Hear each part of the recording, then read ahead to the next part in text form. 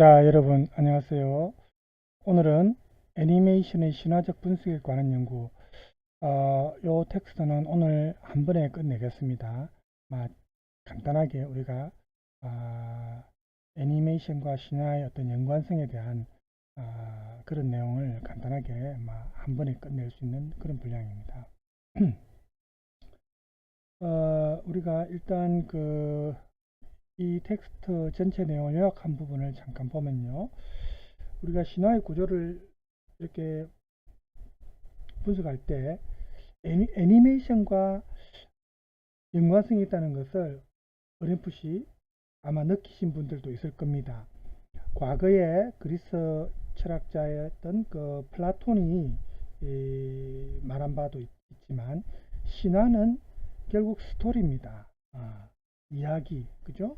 서사입니다. 그래서 이렇게 이야기를 들려준다는 것은 애니메이션과 신화가 일단은 유사하다는 걸 알 수 있고, 그래서 이 애니메이션과 신화를 이제 연구하면 관심 있는 이제 분야가 최근에 이 애니메이션과 신화의 연관성인데, 대체로 애니메이션의 이런 이야기, 즉 내러티브 분석을 통해서 그런 내러티브를 분석하는 그런 이제 연구가 많았고요. 그래서 이제 본 논문에서는 이 조금 포괄적인 시각에서 애니메이션을 관람하는 행위를 신화로 치면 신화의 제의, 신화의 제의 이렇게 연관시킬 수 있고, 또 일정 형식을 통해서 이렇게 의식 상태에서 무의식의 세계를 경험하는 것, 이렇게 이제 볼 때 제의와 좀 연관성이 있다, 이렇게 이제 볼 수 있다는 겁니다. 그 다음에 제의의 그 빈도, 횟수는 우리가 애니메이션을 관람하는 횟수, 이런 걸 이제 과거로 여행하는 시간을 단축하고 과거와 현재의 어떤 시간적 거리를 좁혀서 그 애니메이션을 보는 동안에 전부 무의식 상태에, 그죠? 영화의 애니메이션에 빠져 있는 것을 이런 제의와 유사하다고 볼 때 집단적인 무의식 상태, 이렇게 이제 볼 수 있다는 겁니다. 마지막으로 신화는 상상력의 산물입니다. 그리고 또 다른 상상력을 가능하게 하기 때문에 이 신화적인 상상력은 이성적인 합리성과는 조금 반대되지요. 그렇지만 예술작품의 창작에 있어서는 중요한 소재입니다. 중요한 진료이다, 이렇게 되어 있는데, 그래서 이런 세 가지 주제를 통해서 이 애니메이션과 신화의 관계에 대해서 만약에 우리가 요약을 한다면은 종교적 집회, 또 혹은 영화, 공연 관람, 스포츠 관전, 이런 다양한 매체에 적용할 수 있다는 겁니다. 그래서 이것을 이제 이거는 이제 유사성을 이렇게 이제 신화와 애니메이션의 유사성을 이렇게 연구한 거니까, 이게 정답이 있고 없고 이렇게 우리가 꼭 생각할 필요는 없습니다. 그렇지만 이렇게 생각할 수 있다는 거, 그죠? 자, 그러면 잠깐 서론을 봅시다. 이렇게 연구하게 된 목적이 뭔지 보면은 플라톤과 아리스토텔레스가 신화를 이야기라는 관점에서 접근했습니다. 아까 요약에도 나왔죠.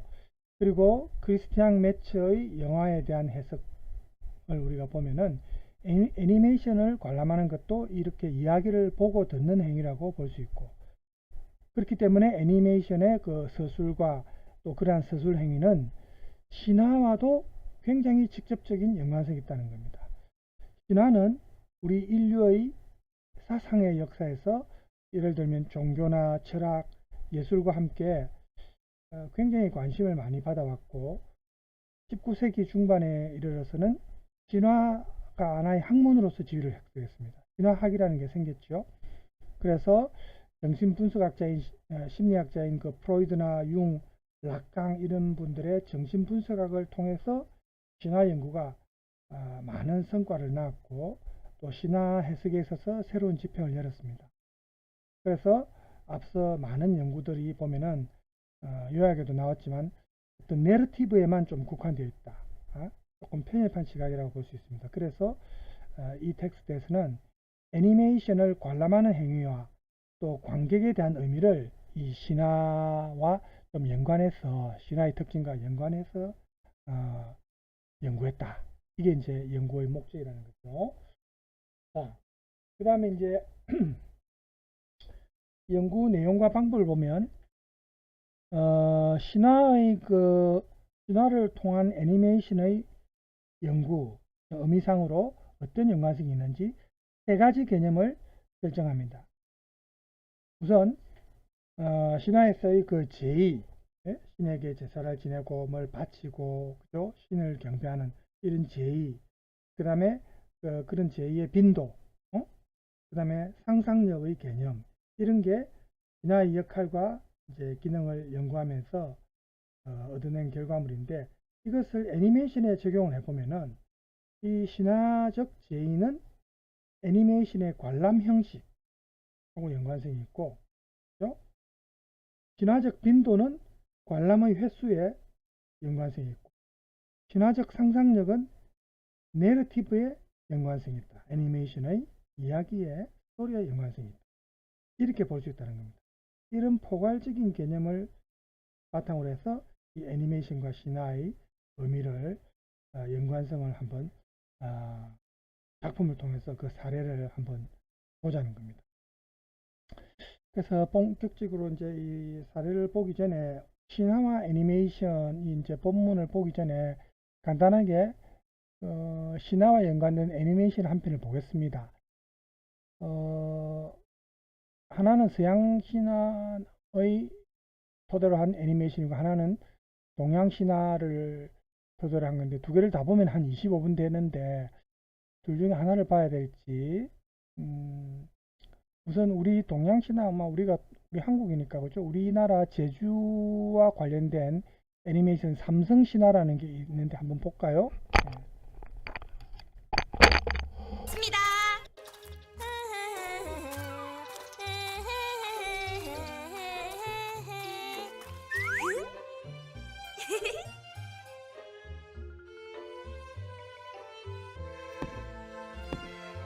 이 책 너 모습량 패지 말라.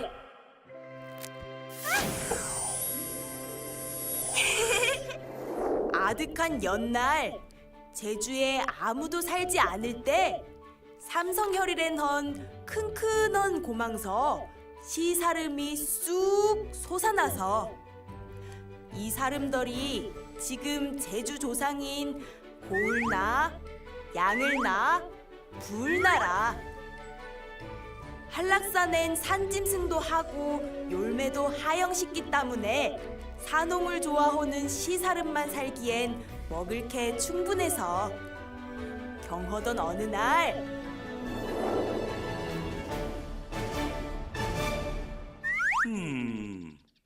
이거 도대체 뭔고? 상지 닮은디? 뭔 열지 못하기요? 이걸 열져 놓으면 어떤 몸이 될 것인지? 이래 줍소 성님, 이 힘 좋은 망랭이가 요라보쿠다.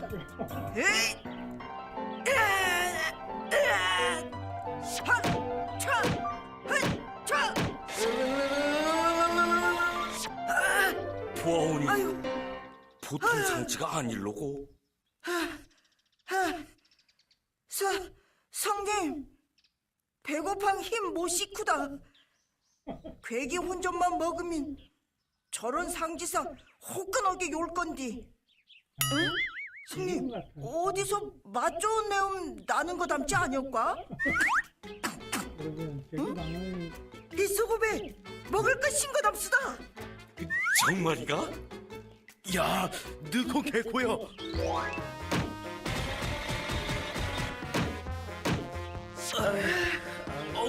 아이고. 응? 안녕? 우리가 도와줄까?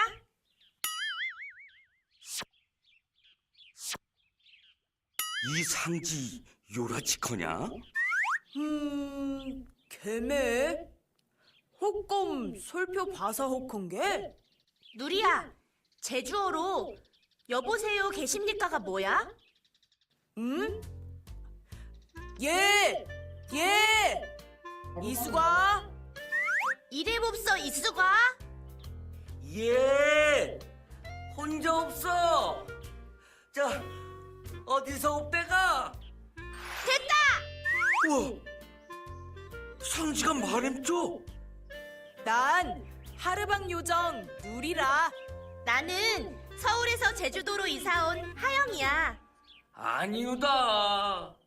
상지 주인은 아닌 거 담수다. 나가 해볼까? 날 봅소. 이수과? 누구과? 난 고울라요. 삼성열서 왔죠. 아니우다. 주인은 시성제인디. 시성제? 우린 한락산 정기를 바당 삼성열서 태어난 고울라. 양을라. 불나오다.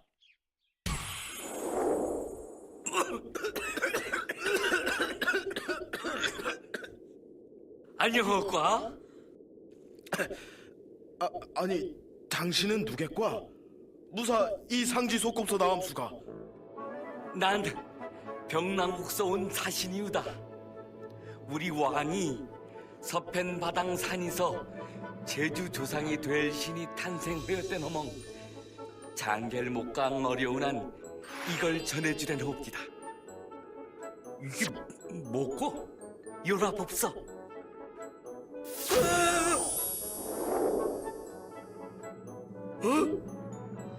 이게 무슨?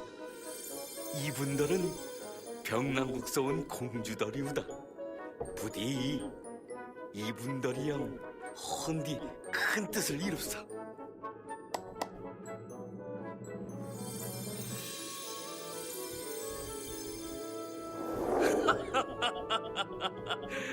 그럼 부디 행복하시길.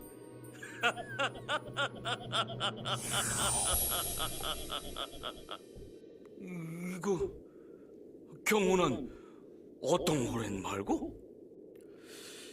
개매 말이우다. 우리 서이만 이 널른 땅에 살젠 호난 허전의 신이 잘 되었수다. 하늘이 도했수다. 기야, 하늘이 도했죠? 응? 저 말씀 없어. 삼형제도 배피를 구하지 못한 고생님 땐 들었수다. 경호긴 혼디 무신 걸 어떤 회사? 방법은 하나. 결혼하면 되지.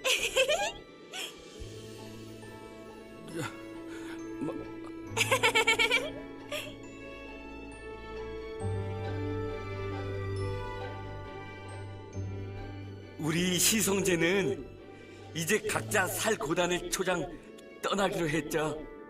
오늘 고마웠죠이. 너 덕분에 장계 가게 되어서. 경아님인 우린 평생 결혼도 못할 건디. 어디래 갈 거고? 그걸 결정 못하구라. 가위바위보 해도 승부가 나질 아니엄쪽에. 제비 뽑긴 누개가 먼저 뽑을지도 모르고. 경호난 느신디 어떤 하는 게 좋을지 들어보젠 나왔죠. 나한테? 귀여워. 너 아니라시면 우리는 어떤 hol지 몰람실 거요. 우리가 갈 질도 너 선택에 맡기는 게 좋댄 생각했죠. 정말 오랜만에 시성제 의견이 맞았죠. 어떤 오는 게 좋고이. 이 친구들은 활쏘기 달인이여. 그 중에서도 나가 최고지. 무시 소릴?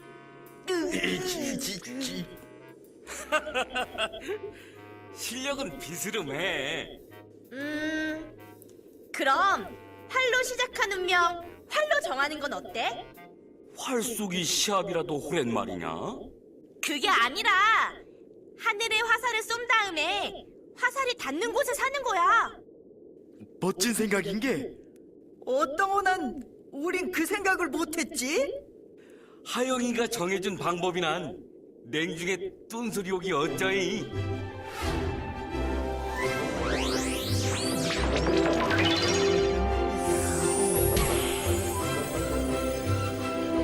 낙산 시커리소 갈라섰던 우리 모습 닮은 게 그땐 노릴초장 갈라사 놨쥬. 경험인 아시더라. 냉중에 보게. 잘 지냄십소, 성님. 잘 가. 고을라, 양을라, 부을라.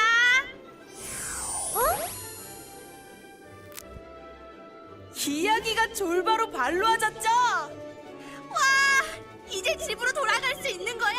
맞다. 누리야, 도와줘서 고마워. 또 보자. 안녕.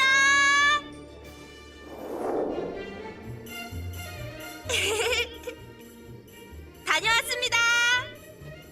어머, 하영아, 어디 갔다 이제 오는 거야? 제주어가 가득한 설화나라요. 뭐라고? 제주어가 가득한 설화나라요.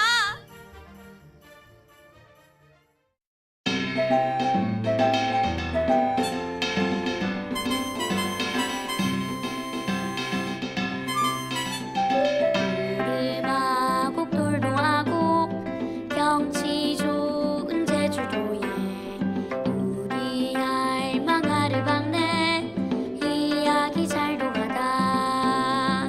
삼성 열시 고망에서 시사를 미나와 신디 제주사림 조상이여 고을라 양을라 부을라 영랑국 삼공주영 혼인지서 결혼오고 송행이 몽생이 오국시연 제주조선 번성하네.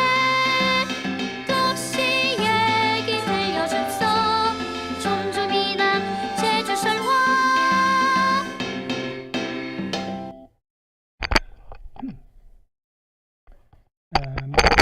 한 10분쯤 되는 짧은 내용이라서 제가 준비했고요. 하나 더 준비한 거는 이제 뭐 그 뭡니까 이집트의 왕자라는 이게 지금 또 선정이 하네요. 자, 그래서 한 편만 그냥 봅시다 해보고 일단 텍스트를 나가고 시간이 남으면 제가 또 짧은 거 하나 더 준비하겠습니다.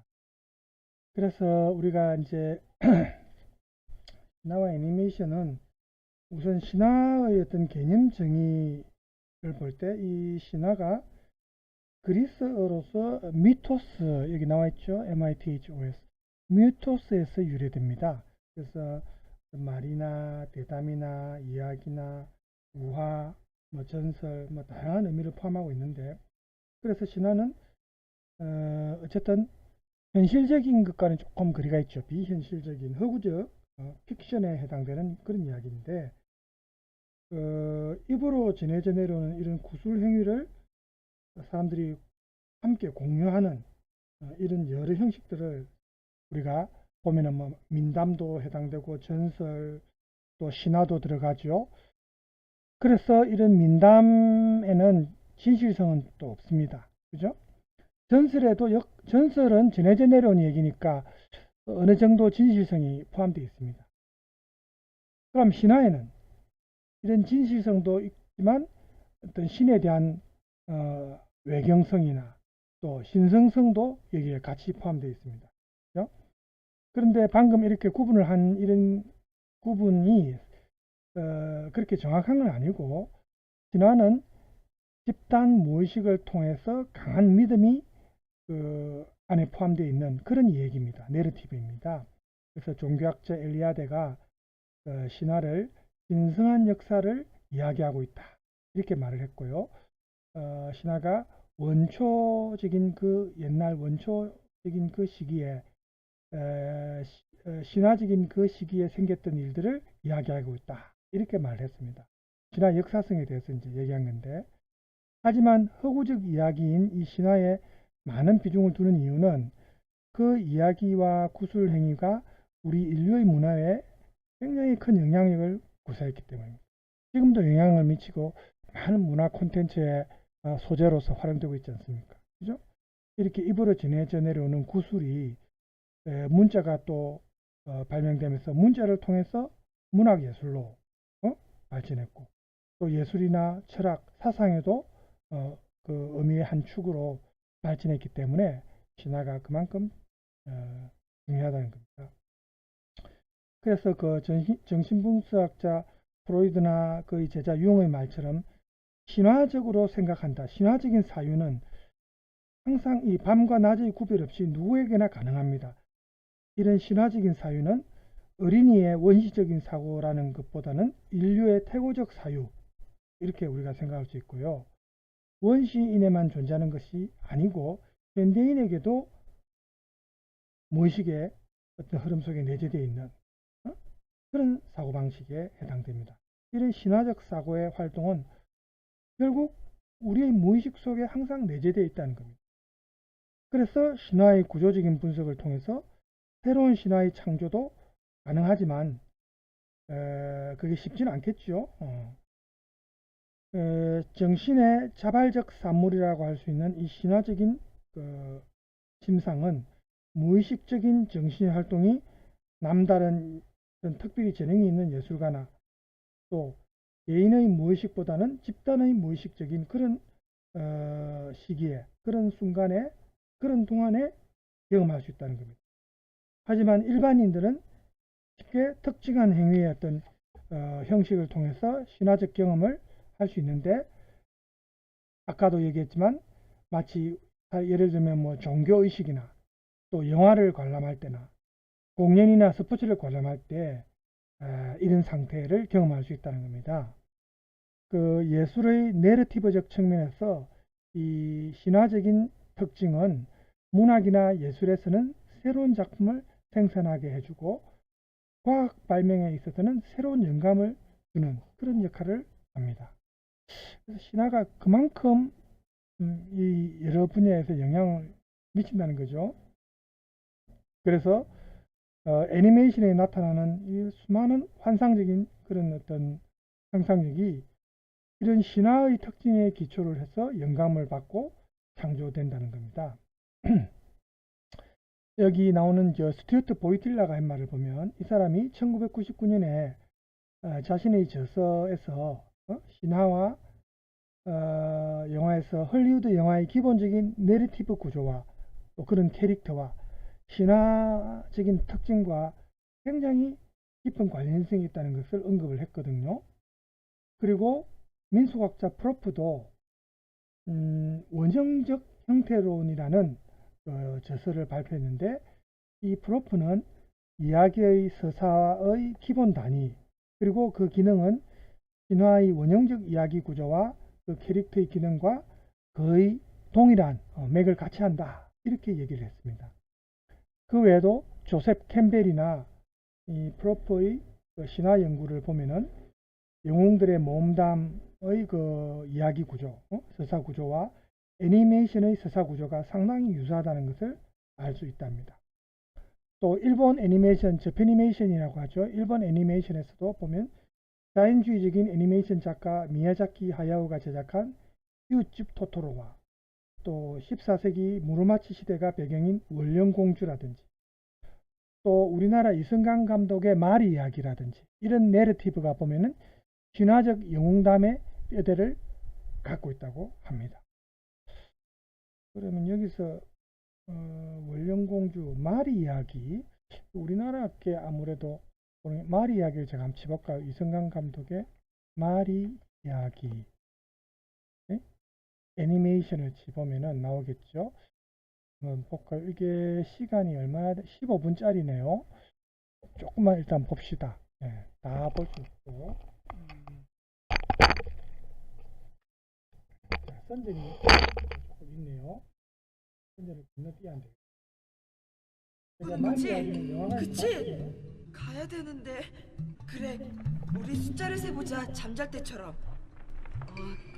양 한 마리, 양 두 마리, 양 1642마리, 양 1643마리, 양 1000... 우와!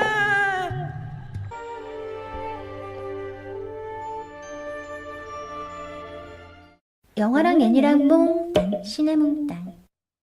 눈이 펑펑 오던 어느 겨울날, 갈매기가 바다 멀리 도시까지 날아왔습니다.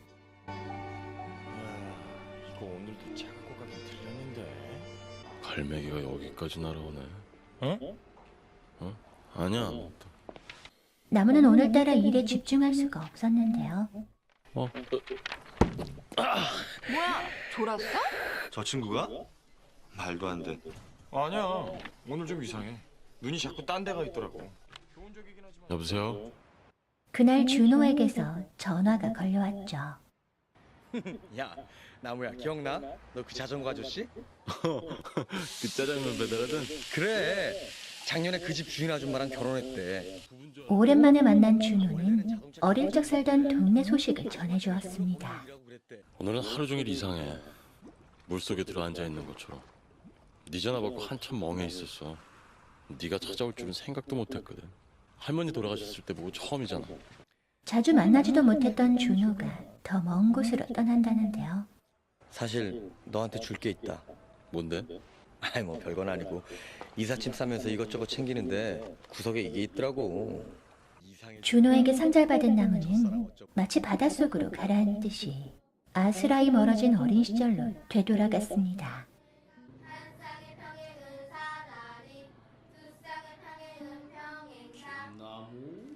그날도 나무는 버려진 등대를 보고 있었는데요. 공 달란 말이야. 네가 와서 가져가라. 싫은 말고 빨리 줘. 아니, 너 나한테 혼날 줄 알아. 그래? 준호가 속에가 찬 공 때문에 씩씩대던 날, 나무가 문방구에서 특별한 구슬을 발견했다가 놓친 그날부터 이상한 일들이 생기기 시작했죠. 뭐야, 가방 열렸다. 아이고 살판 났구나. 살판 났어. 손님 위해서 또 털 얘기만 나봐. 그때는 진짜 쫓겨날 줄 알아. 떠돌이 고양이는 함부로 키우는 거 아니야. 괜히 헛정 만들어. 누가 뭐라 해도 나무에게 친구는 준호와 길고양이 요뿐이었습니다. 더구나 매일 어울려 놀던 준호는 여름방학이 되면 서울로 전학 갈 예정이었는데요. 그러면 나무 곁엔 요밖에 남지 않게 되겠죠. 넌 나 가도 아무렇지 않지? 너란 녀석 옆에 누가 있든 없든 별로 상관없는 놈이니까. 준호야.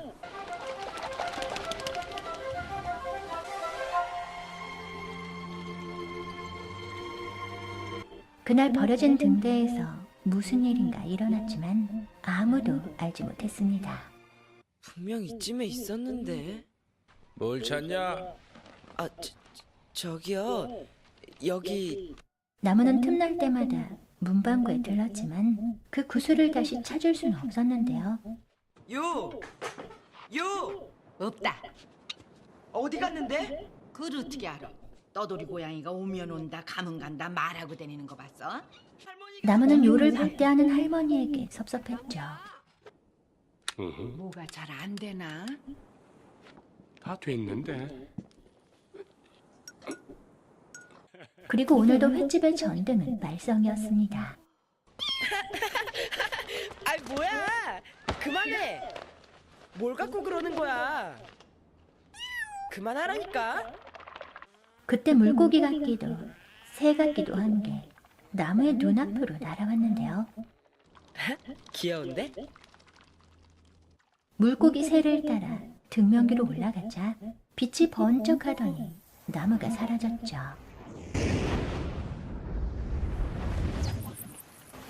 나무야, 어디 간 거지? 그 자리에 놓여있던 구슬을 준호가 줍게 됐습니다. 하늘에서 떨어지는 나무를 누군가 몽실몽실한 구름 위에 놓아주었는데요. 우리 꿈을 꾸는 거지? 그치? 가야 되는데. 그래, 우리 숫자를 세보자. 잠잘 때처럼. 양 한 마리, 양 두 마리, 양 1642마리, 양 1643마리, 양 1000... 우와! 하지만 아무리 양을 세봐도 나무는 꿈에서 깨어나지 않았죠. 대신 커다란 게 콧잔등 위에 앉아있는 소녀를 만나게 됐습니다. 미안. 난 고마워.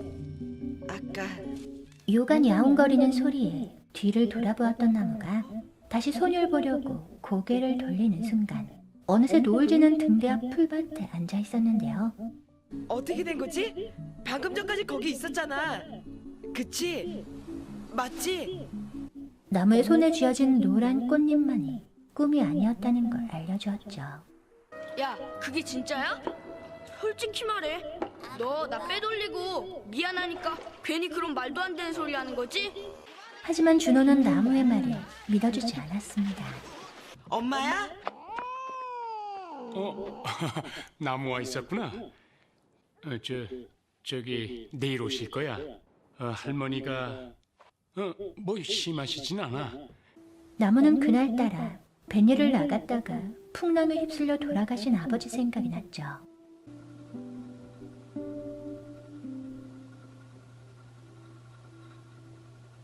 나무가 잠든 사이 집이 물에 잠기기라도 한 걸까요?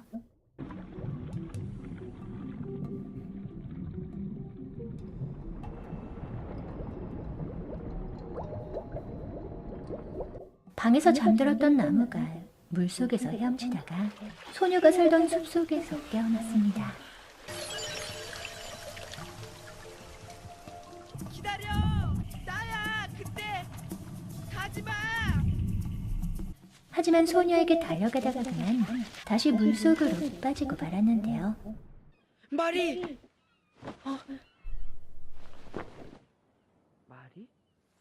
나무는 경민 아저씨가 자꾸만 엄마에게 다가오는 게 싫었죠.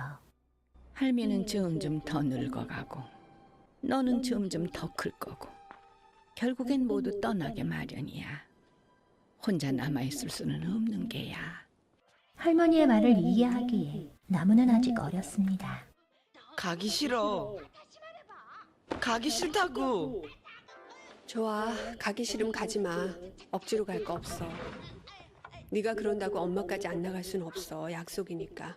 엄만 너랑 같이 갈 수 있어서 좋았던 거야. 그러나 엄마와 경민 아저씨 둘만 있는 건 더욱 싫었는데요. 오늘 감사. 변변히 대접도 못했는데요. 다음엔 제대로 모시겠습니다. 정말로. 준호는 기회만 생기면 수기에게 복수하려고 별렀죠. 선생님! 저요! 다 그린 사람은 놀아도 되죠? 그러나 언제나 혼쭐이 나는 건 준호였습니다. 네가 그랬지. 너 골렸다고 일부러 그런 거지. 좀 아껴볼까? 선전이죠. 미안합니다. 현실에 그려진 낙서 때문에 수기는 분해했지만 준호는 어쩐지 좋아하는 것 같았는데요. 밤새 희죽희죽 웃으며 쓴 편지를 수기방 창문에 끼워놓고 정성스레 선물을 준비했죠. 그리고 내가 왜 걔랑 만나? 내가 우리 학교에서 제일 싫어하는 게 누군지는 알아? 너도 그 자식이랑 똑같아. 똑같은 멍청이라고! 화가 난 준호가 선물을 집어던지자 그 속에서 구슬이 떨어졌습니다. 이후로 준호가 갑자기 냉랭해졌지만 나무는 이유를 몰랐는데요. 내가 꿈을 꿨나 봐. 너는? 며칠 후면 방학이고 정말 얼마 안 남은 거구나. 나 들어간다. 하지만 두 사람의 추억의 장소인 등대가 철거 공사에 들어가자 곧 마음을 풀고 말았죠. 아직도 등대 생각하는 거야? 어쩌겠냐. 할 수 없잖아. 나무는 한밤중에 준호를 데리고 등대로 갔습니다. 뭐지? 분명히 봤는데? 도대체 뭐가 있다는 거야? 뭐가 번쩍했는데? 나무의 주머니 속에서 빛나던 구슬을 손에 쥐자 등면기가 번쩍 빛났는데요.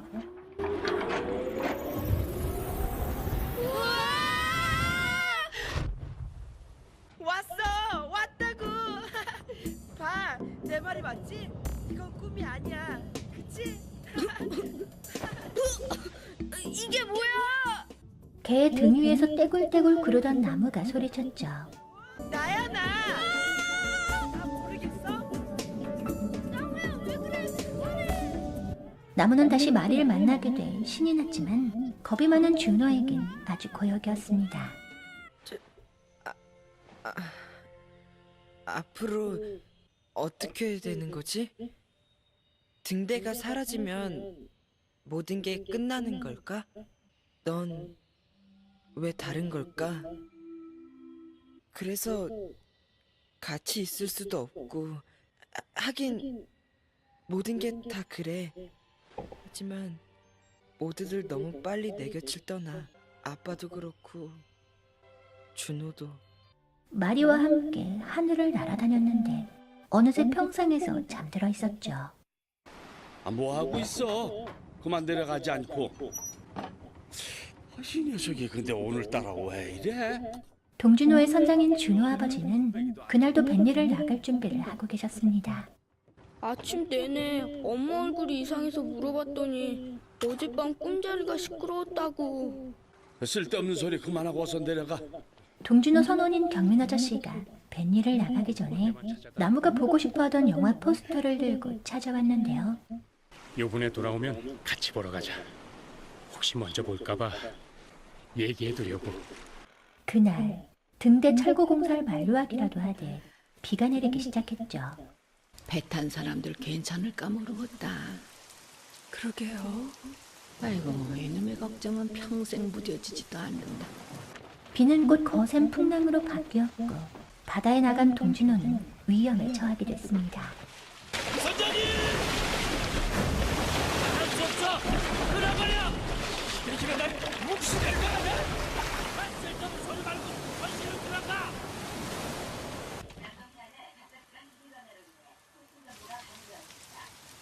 아버지가 걱정되는 준호는 비 내리는 바다에서 눈을 떼지 못했는데요. 다 나 때문이야. 내가 서울 가는 일만 없었어도 나같이 멍청한 겁쟁이 어딜 가나 마찬가지인데. 그때 나무의 주머니에서 구슬이 빛나기 시작했죠. 여기 동진호! 공작 바란다! 선장님, 걱정할 거 없어. 조금만 가면 돼. 조금만 더.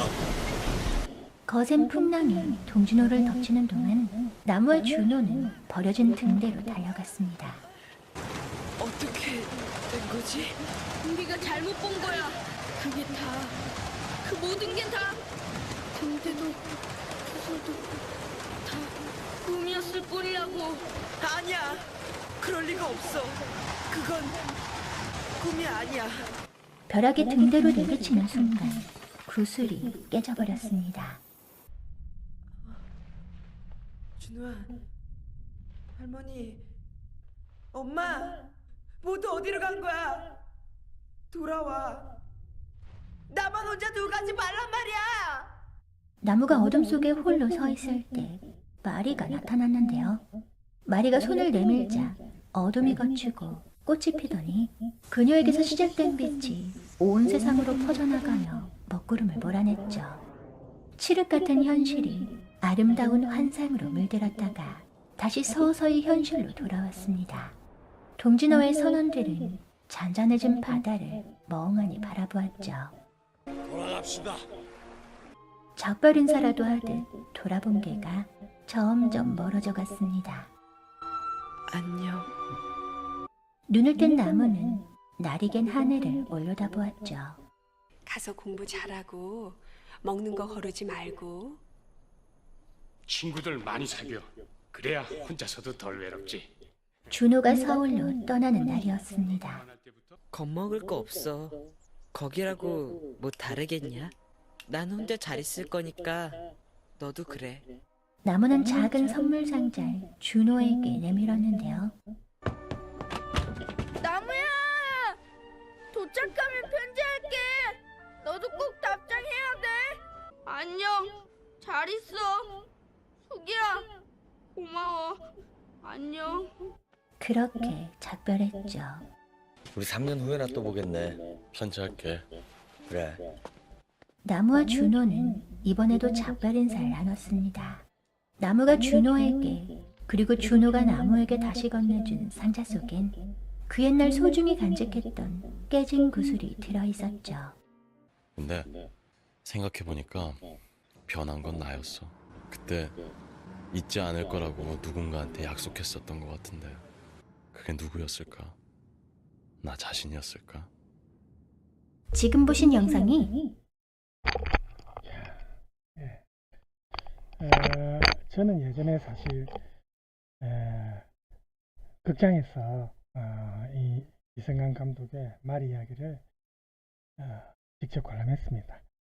이 영화가 흥행에는 실패했지만 좀 아쉬워요. 사실은 괜찮은 애니메이션이었는데 시간 관계상 제가 남은 텍스트를 마저 하겠습니다. 지금 시간이 벌써 됐네요. 그래서 이 애니메이션의 신화적 특성을 우리가 이제 조금 요약을 하면요. 이 애니메이션을 포괄적인 시각에서 감상하는 것, 그리고 제작하는 것, 이렇게 이제 우리가 나눠볼 때, 신화적 제의는 이 애니메이션을 보는 행위의 어떤 형식과 유사하다. 그리고 신화상의 어떤 빈도는 보는 행위의 횟수, 애니메이션을 보는 행위의 횟수, 또 신화적 상상력은 제작을 하기 위한 진료의 역할, 소재의 역할이죠.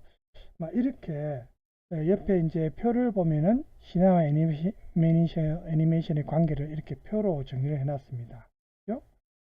그래서 신화에서 신화 제의 행위가 애니메이션이 영화관에서 애니메이션을 관람하는 행위인데, 결과적으로 이 두 개 다 집단적인 무의식을 경험하는 그런 공통점이 있다는 겁니다. 우리가 영화관에서 애니메이션 볼 때도 애니메이션에 빠졌을 때, 그죠? 집단적인 영화 관객들의 집단적인 무의식 경험이 있다는 거죠. 빈도는 신화 제의에 참여하는 횟수고 애니메이션을 관람하는 횟수고, 그래서 결과적으로 이 두 가지가 집단 무의식으로 접근하는 것이 이제 비슷한 그런 특징이 있고요. 또 신화의 상상력과 애니메이션의 상상력은 결과적으로 볼 때 이 두 가지 다 신화적인 내러티브, 이야기를 창조한다는 점에서 비슷하다는 겁니다. 그래서 이렇게 의식 상태에서 무의식의 경험을 획득하기 위해 일정한 형식의 제의를 행하는 것은, 예를 들면 종교적 집회나 뭐 이런 거, 그 다음에 우리가 공연이나 영화를 감상하는 것도, 애니메이션 감상하는 것도 그렇고, 스포츠를 관전할 때도 스포츠에 완전히 우리가 몰입하죠. 이런 게 이제 신화상의 제의 형식과 동질감이 있다는 겁니다. 또 모든 의뢰에는 신성한 모델, 하나의 원형이 존재한다고 신학자 알리아데가 말을 했는데, 의뢰 행위를 통해서 이런 신성한 행위를 재현함으로써 신성한 시대, 신이 있었던 그런 과거의 신성한 시대, 또 그런 신성한 삶으로 옮겨가는 것과 비슷한 경험을 할 수 있고, 그러한 원형의 끊임없는 반복을 통해서 재생과 갱신이 이루어진다. 이렇게 말을 할 수 있습니다. 그래서 우리가 영화관에서 애니메이션을 관람하는 것은 이렇게 일정한 제2의 어떤 공간이나 형식이 영화관이라는 공간을 통해서 주어졌을 때, 거기에서 상영되는 애니메이션을 통해서 프로이드나 융이 말했던 신화에서의 어떤 무의식적인 관점에서 집단 무의식을 경험하는 것, 그죠? 어떤 개인적인 무의식을 체험하게 되는 겁니다.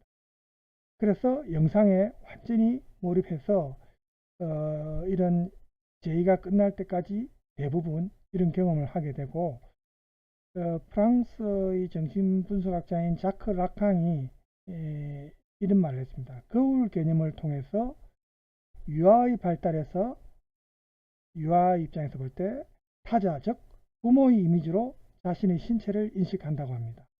그러므로 이 아이가 성인이 되어서 영화 장치를 경험할 때 이미지로서의 애니메이션의 캐릭터를 자신과 동일시하면서 거기에 몰입하게 되는 무의식의 심리적인 과정, 이렇게 우리가 볼 수 있다는 겁니다. 그래서 이렇게 몰입하고 거기에 나오는 주인공과 자신을 동일시한다는 이런 과정이 어떻게 보면 통과 제의, 말리노프스키가 언급한 통과 제의의 개념과 비슷하다는 거죠. 신화에서의 내러티브가 인간으로 살아가면서 거쳐야 되는 그런 과정이다, 그런 단계다. 그것을 현실적으로 나타내고 있기 때문에 유사성이 있다는 겁니다. 애니메이션과. 그래서 애니메이션의 관람을 원시 시대 인류의 어떤 태고적인 사고방식, 태고적인 어떤 사유, 혹은 유아기 때의 어떤 무의식적인 세계로 다시 되돌아가는 것을 가능하게 해주는 것이 비슷하다는 겁니다. 그래서 이 애니메이션을 관람할 때 이것을 신화의 재해적 형태와 이렇게 연관성이 있다는 것은 어느 정도 우리가 공감을 할 수 있겠죠. 저는 조금 공감이 됩니다. 그래서 그 다음에 이제 뭐 빈도 같은 경우도 아까 나왔다시피 그 성스러운 이런 시간의 탄생과 이런 이거에 재현되는 것을 우리가 하나는 전통적인 고대 종교 시간관으로 볼 수 있고 다른 하나는 기독교의 시간관으로 나눌 수가 있는데 이 종교학자 알리아데가 이 종교상으로 볼 때 종교적인 인간은 주기적으로 이 신화적인 시간, 즉 성스러운 시간으로 다시 들어가는 길을 찾아내어서 흘러가 버린 것이 아닌 그 과거의 기원의 시간으로 다시 들어갑니다. 뭐 성서를 읽을 때라든지 옛날에 그 시절로 이제 다시 들어가는 거죠. 그래서 이것은 속된 시간, 속세의 그런 시간 지속에 참여하지 않고 무한히 회복되는 영원한 현재로 구성되어 있기 때문이다. 조금 표현이 어렵지만 어쨌든 예전에 성서상의 어떤 그런 시간을 이제 자기가 체험한다는 거죠. 그죠? 애니메이션의 이런 내러티브에서도 보면은 여행이라는 주제가 이러한 길을 찾는 수단이 됩니다. 그래서 서양 역사를 이렇게 쭉 우리가 살펴보면 시간에 대한 서양의 사고방식은 일정치 않음을 알 수가 있는데 이 알리아데가 한 말을 보면 제의를 통해서 신화적인 원형과 또 모방과 이런 게 어떤 모델이 되는 행동을 반복함으로써 이런 시간상의 거리가 사라진다는 겁니다. 그래서 알리아데가 이런 제의를 통해서 신화적인 원형과 모방과 그런 모델이 되는 행동을 반복함으로써 시간상의 거리가 사라진다. 이것은 애니메이션 관람의 경험을 통해서도 이와 유사한 어떤 경험을 할 수 있다. 과거와의 시간을 좁히고 새로운 의미에서의 어떤 갱신 과정을 반복적으로 체험할 수 있다. 이렇게 이제 본 겁니다. 뭐 종교적 집회나 아까 말했다시피 공연이나 영화 감상, 스포츠 관람 이런 걸 통해서 얻어지는 어떤 희열감, 그죠? 이런 게 관객이 제의의 반복을 요구하게 되는 중요한 요소로 볼 수도 있다는 겁니다. 그래서 이게 이제 이런 유사성이 있다는 것을 지금 이제 사례를 통해서 설명을 하고 있는데 상상력도 마찬가지입니다. 그죠?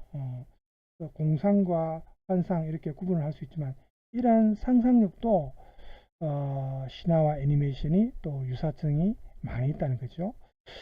그래서 이 텍스트는 제가 아까 말했다시피 오늘 한 번으로 우리가 간단하게 끝낼 수 있는 그런 내용이라서 제가 짧게 준비를 했고요. 동영상은 여러분 이해를 돕기 위해서 제가 또 텍스트만 보면 또 조금 지루할 수 있으니까 준비를 했는데 지금 시간이 이제 50분 정도 됐는데 오늘 수업은 이 정도로 하면 될 것 같습니다. 새로운 내용이 또 나오는 건 아니고 결론도 앞에 내용을 요약한 거니까요. 그래서 오늘은 우리가 이렇게 신화와 애니메이션이 그죠? 이런 유사성이 있고 또 애니메이션을 이렇게 신화적인 관점에서 분석을 할 때 굉장히 서로 연관성이 있다는 것을 세 가지 요소를 통해서 알아봤습니다. 자, 여러분 오늘 수업 여기서 마치고요. 다음 시간에 또 뵙도록 하겠습니다. 수고 많이 했습니다.